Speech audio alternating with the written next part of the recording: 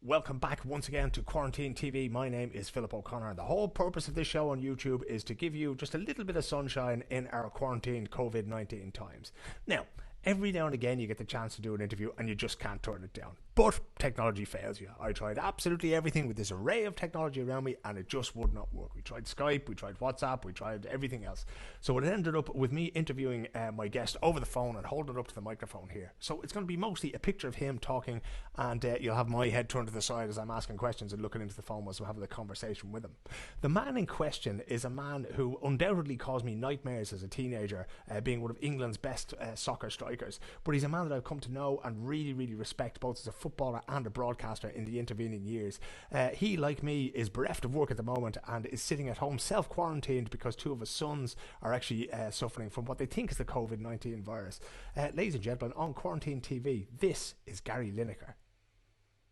So I've been on my own in my house. I'm okay on my own. I don't mind. I'm single anyway, so thank God at this time, I would think. So I'm on my own at home. The weather's been great. So I've got a very small little garden, but it's been nice to sit out in. I've worked out a lot, kind of making do with various exercises, doing a lot of cooking. So I'm fine. I appreciate it's probably, these circumstances are much more difficult for lots of other people, but these times are extraordinary and very scary in many ways. And hopefully we'll come out the other side at some point without too much general damage, but I fear that won't be the case. One of the questions, of course, I was going to ask you, because if I recall correctly, I think your eldest son actually suffered with cancer when he was younger. Does that make him part of a risk group? Does that put him at a greater risk than maybe he might otherwise be? Well, I don't think so, because he's 28 now and he was a tiny baby. It's 28 years ago. Obviously, there are side effects to heavy chemotherapy treatment, which he did have. It can result in some weaknesses, but he's incredibly fit and strong, and he's fine. And he also seems to have developed these, if it is the coronavirus, which I suspect it is, because his younger brother's now got exactly the same symptoms. I would think it'll be fine, because apparently if he's had them for about 9-10 days now, and they've not escalated in any way, shape or form, so he'll be fine, I'm sure. And even if he got the kind of fever and the cough, then I'm sure he'll be able to deal with that as well. And of course, one of the things that has affected us all, I work a lot with sport, you work almost exclusively with sport. There's actually no sport on to watch. There's nothing to report on. How is it for you? Because this is probably the first time in your adult life that you haven't really had a whole lot to do with football. And how are you dealing with that? Because there's no golf for you to watch either, right? No, there's no anything to watch. It's really weird. No cricket, no golf, no football. Obviously, sport is... I think it's important to realise, obviously, perspective at this point. There are far more important things in life than sport, although obviously we're still entitled to miss it. It's weird, actually. It's really, really weird. It's just sitting here doing nothing. On Saturday, we put out a kind of podcast that we did here in my kitchen filmed it about a month ago before this happened, with Ian Wright and Alan Shearer. And it was just meant to be a podcast, a Match of the Day podcast. But because we didn't have any football to show, they stuck it on BBC One in the Match of the Day slot. And I was here, sat at home, watching me doing Match of the Day, which is always live. So this was very different. It just felt really surreal. And but having said all that, we're trying to get other shows going, and we've got a couple more podcasts that will be shown the next couple of Saturday nights. It's not the same though, but as you said, no live sport. It's really weird, and none for the foreseeable future. But I'm sure this will be a distant memory at some point. We can get back to enjoying a bit of football and golf, cricket, whatever sport you love. One of the things, of course, at this time is that, it's a time for nostalgia, because we don't have live sport and we're looking back. And we were chatting a little bit on Twitter there about the Boys in Green documentary. I just wanted to ask you a question about that. When you were playing against Ireland, and the reason you occurred so much in my nightmares when I was a teenager is because the entire nation was afraid of what you might do to us. How did you see those games as an English player? How did you see the Irish team? How did you see that rivalry? Was it even a rivalry for you guys? Well, of course it was, because it became one. We have rivalries with lots of football teams, obviously. I don't think there was any extra rivalry because it was Ireland. It was just that they were very competitive and bloody hard to play against. They obviously played the Jack Charlton way, which was very direct, that kind of old school English football. But and it's tough to play against. And they had lots and lots of good players, which is always the key. We had some incredible battles. My first England goal was against Ireland at Wembley. I think that's actually the last time England beat you. So that's, it was 1985, so it's going back a long time. But obviously, latterly, we had some great clashes. You'll probably remember them better than we do. But, I remember the good ones. After 85, they were good. I thought you might remember Euro 88. I thought you might just remember that one, which was an extraordinary game in many ways. Obviously, we were strong favourites. We were very dominant in that game. We had loads of chances at the post. Packy Bon had a blinder, stopped everything. I missed a few chances. And obviously, you got the goal with Houghton's winner. And, but that's football. The favourites don't always win in football. And it's one of the great things about the game. And then 90, a bit different, obviously. Probably a more even game in many ways. And the result was even as well in the end, 1-1. But it was nice to get on the score sheet early on, and it was great that we both went through in that group, unlike 88 when neither of us were through. Well, that was a bit unfortunate, but that game in 1990 was probably the most stressful hour and a half of my life. And not only that, but I was watching it with... More stressful for me, believe you me. I don't know. Yeah, but you see, the thing about being a player, Gary, is that you're in control. You could do something, and you did do something. You went and you scored. It was the loss of control I'm actually referring to. I wasn't going to bring that up because everybody else brings that up, and I was going to let you have that one. But if you want to go there, no. But it really was. It was to sit there and to watch that, and I could only imagine what you guys and what the Irish team were feeling in the arena.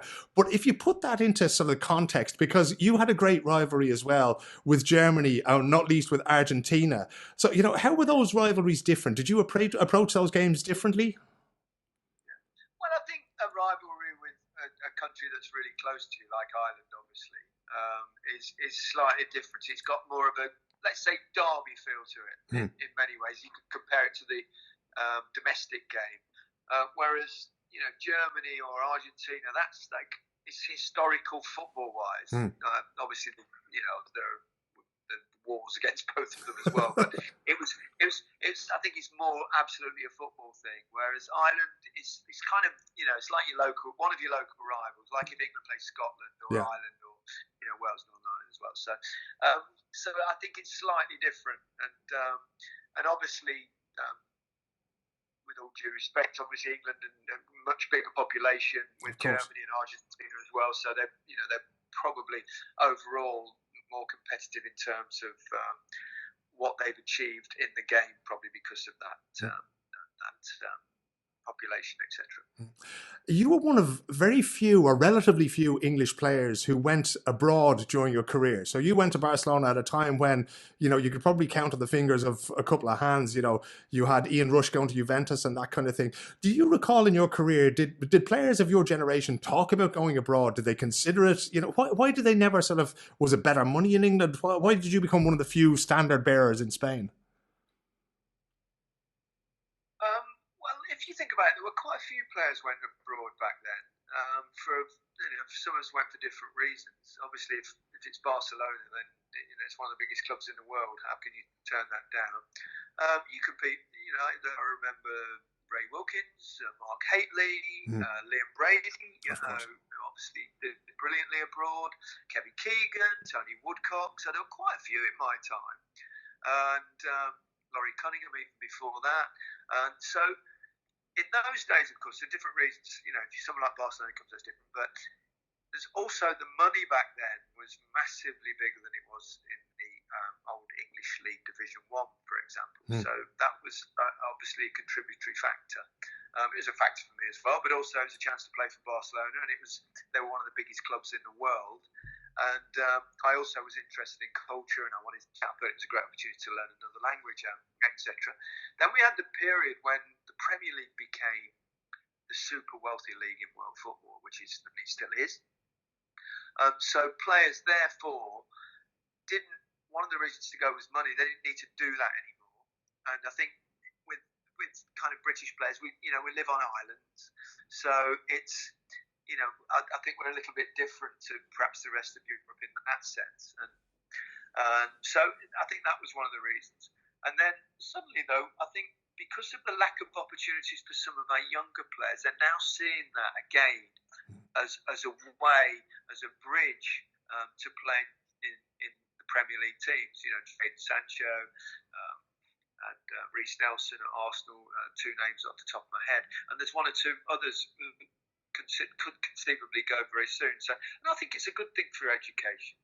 And I've encouraged it to lots of players, but it has been odd how we've had so few. Obviously, we've had a few at Real Madrid, Michael Owen, David Beckham, and there has been exceptions, but compared to other countries, it's dramatically fewer.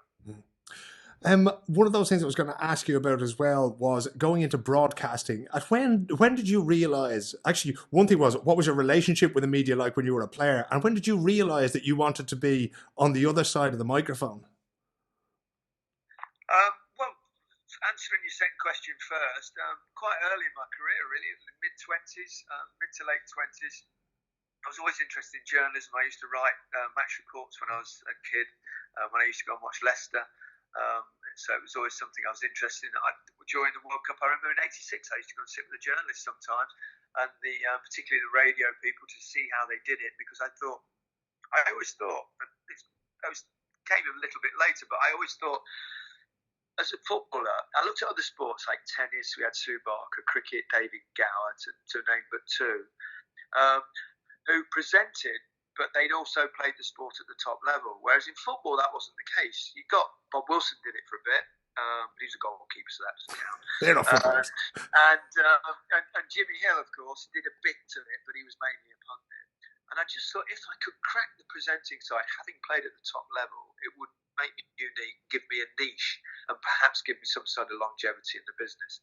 And that's what proved to be. But so I thought about it early on. But the second question, my relationship with journalists, well, it was quite good. We used to be the same journalists, but you only really saw your local newspaper journalists in my day. Things have changed dramatically. And also, when you were in England, you used to see the regular hacks and the regular radio people. And we all got on pretty well. Occasionally, they'd not necessarily turn you over, but it normally came from the front of the paper, and they used to come up, sports journalists, and sorry about the back of the book, mate.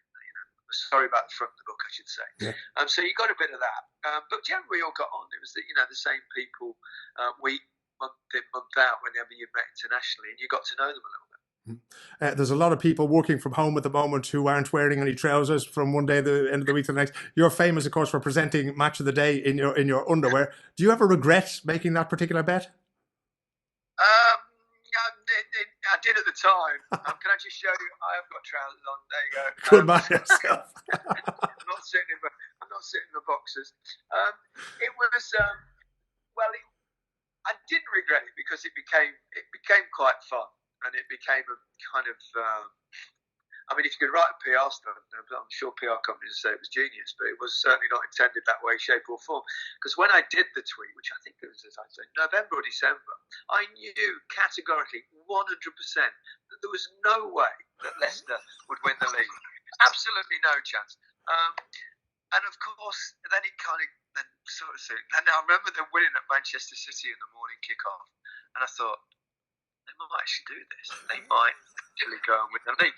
But I love the fact that they might win the league way more than the fear of presenting in a pair of boxer shorts. So, and to be honest, it's my favourite sporting moment in all my life was Leicester winning the league, and I had nothing to do with it. And I played sport at the top level for years, so it was just glorious. And I remember every week, towards the latter stage of the season, Leicester were playing on a Sunday, so I'd work Saturday night, come home, sit round them. All my lads had come, 4 of them. 3 of them are Leicester fans, and George, who's always been contrary, supports Man United, but even he wanted us to win it. And we sat there tense watching every week. It was a nerve-wrackingly painful experience, but they kept kind of winning 1-0, 1-0, 1-0, 2-0, and you started thinking it's going to happen.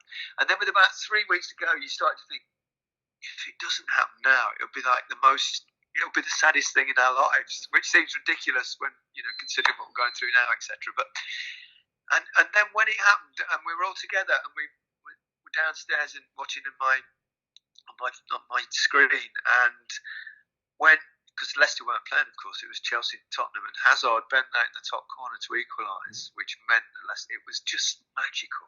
And I'm just standing there hugging in tears with my boys. It was, I mean, the things that sport can do.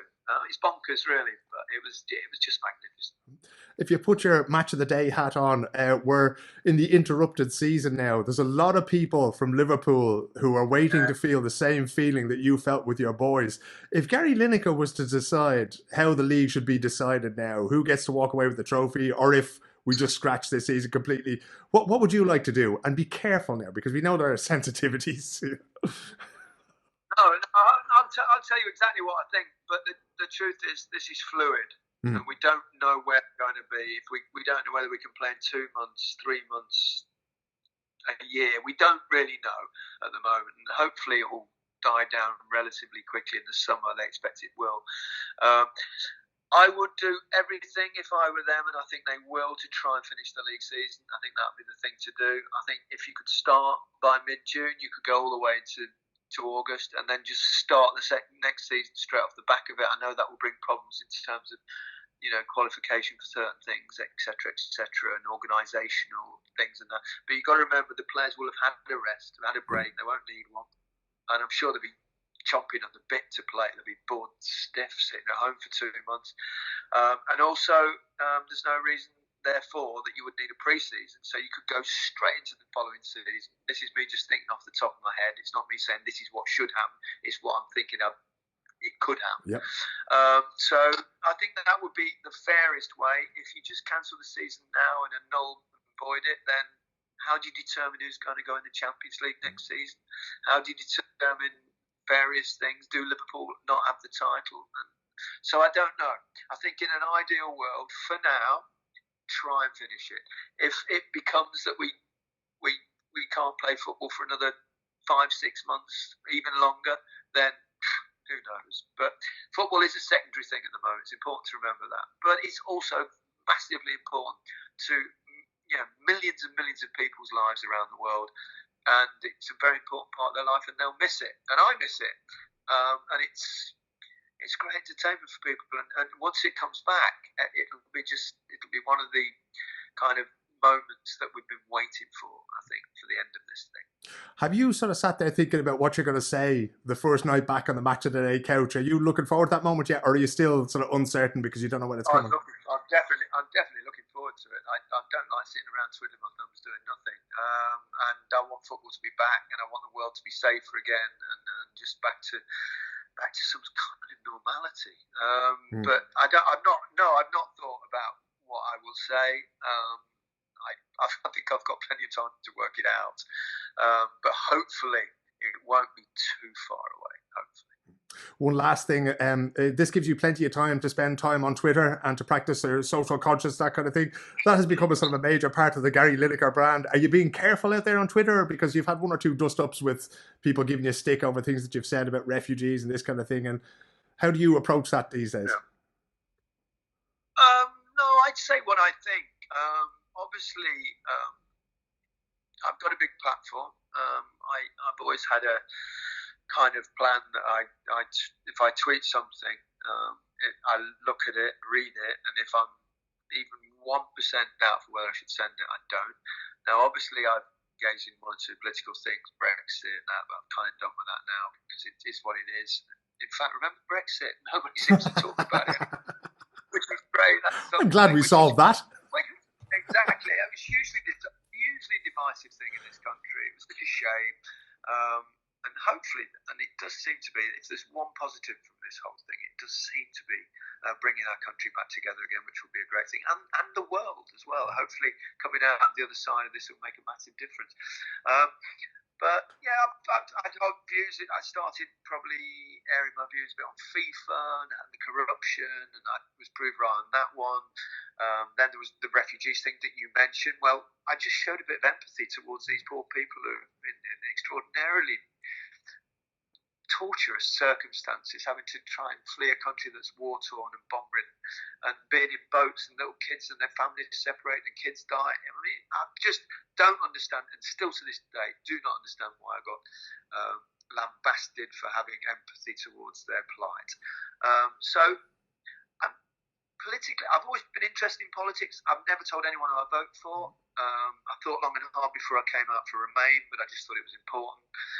It's just my view. People had different opinions, obviously about 52% of them, and so be it. That's fine. I've no problem with that. So no regrets on that sense. At the moment, what I'm trying to do is kind of get the positivity out there, what people are doing. Sharing stuff that people are doing. It's bringing out the good in people at the moment. That's a good thing.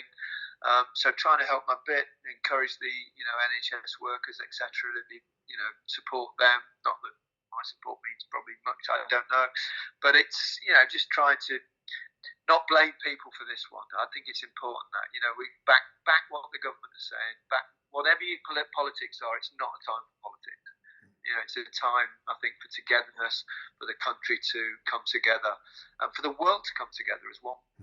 Well, even if you did strike that fear into me as a teenager, you did bring us together in football, and I really enjoyed watching you play, and I still enjoy watching you on the TV, and I very much enjoyed talking to you. Gary Lineker, thank you so much for taking the time. All right. Absolute pleasure.